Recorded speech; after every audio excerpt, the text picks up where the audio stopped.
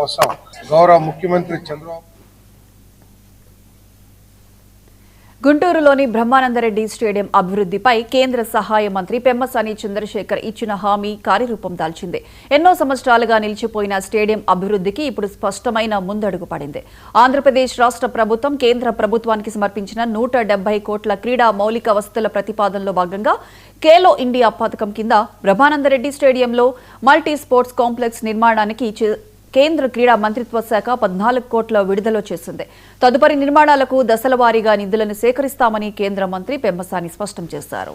సంక్రాంతి సరదాలు సరస్సు వేడుకలు గుంటూరుకి ఒక పండగ వాతావరణాన్ని తీసుకొచ్చాయి. అయితే ఇప్పుడు మరొక శుభవార్త. గుంటూరుకి 30-40 సంవత్సరాలుగా ఎన్నో సమస్యలు పెండింగ్లో ఉండిపోయినాయి. అందులో ఒకటి బీఆర్ స్టేడియం. ఇది పూర్తిగా శిథిలావస్థకు రావటం, అదేవిధంగా చుట్టుపక్కల ప్రాంతంలో పట్టణీకరణ అధికంగా జరిగి ప్రజలకు ఒక అద్భుతమైనటువంటి స్పోర్ట్స్ ఎన్విరాన్మెంట్ లేకపోవటం ఒక సమస్య. దీనికోసం మొత్తం బీఆర్ స్టేడియంని కంప్లీట్గా ఇంటర్నేషనల్ స్టాండర్డ్స్లో చేయాలని ఒక డిపిఆర్ తయారు చేస్తే దాని టోటల్ ఖర్చు 170 కోట్ల రూపాయలు వచ్చింది. అయితే సెంట్రల్ గవర్నమెంట్లో ఉన్న స్కీమ్స్లో 100% సెంట్రల్ ఇచ్చే స్కీమ్స్ టోటల్ బడ్జెట్ తక్కువగా ఉండటం వల్ల ఆంధ్రప్రదేశ్కి రకరకాల స్పోర్ట్స్ దాంట్లో ఒక 70 కోట్లు వేరే ప్రాంతానికి కూడా ఇచ్చారు.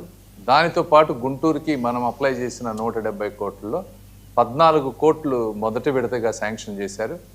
అయితే ఈ బీఆర్ స్టేడియంలో stadium part, multi sports complex, ఇలా రకరకాల ఫెసిలిటీస్ తీసుకున్నాం మనం, స్విమ్మింగ్ పూల్ ఇవన్నీ.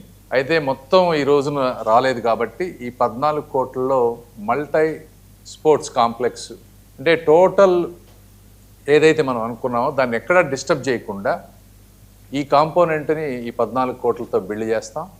నెక్స్ట్ వచ్చే బడ్జెట్లు అంటే ఎవ్రీ ఇయర్ 20-30 ఎంత వస్తే అంత దాంతో మిగిలిన కాంపోనెంట్స్ని ఫిల్ చేసుకుంటూ బీఆర్ స్టేడియంను కూడా ఒక మంచి స్పోర్ట్స్ కాంప్లెక్స్గా తయారు చేస్తాం. దీనికి ఈ కార్యక్రమానికి వచ్చినప్పుడు ఇది నేను ప్రజెంట్ చేసాం. అదేవిధంగా మన స్పోర్ట్స్ వాళ్ళు కానీ ఆంధ్రప్రదేశ్ నుంచి గౌరవ ముఖ్యమంత్రి గారు, లోకేష్ గారు, పవన్ కళ్యాణ్ గారు వీళ్ళందరూ కూడా వారి తరఫున వారు కూడా రిక్వెస్ట్ చేశారు.